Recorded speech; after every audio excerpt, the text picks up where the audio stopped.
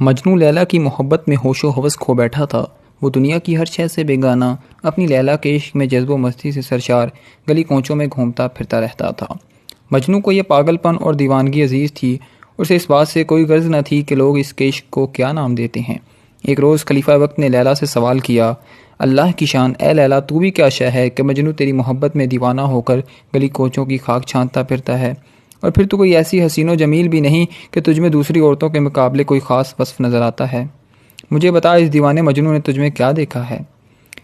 لیلا نے خلیفہ کی بات سنی اور جواب دیا، اے خلیفہ وقت، تجھے کیا بتاؤں، تو یہ بات کیوں کر سمجھ سکے گا کہ تو مجنو جو نہیں؟ ہاں، اگر اللہ بھی تجھے مجنو کی آنکھیں عطا کر دیتا ہے، ان آنکھوں سے لیلا کو دیکھ پاتا تو یقیناً تیرا بھی وہی حال ہوتا۔ مجنو کو میرے عشق نے بے خود کر دیا ہے۔ دوستو، مزید ایسی ویڈیوز دیکھنے کے لیے ہمارے چینل کو سبسکرائب کر دیں۔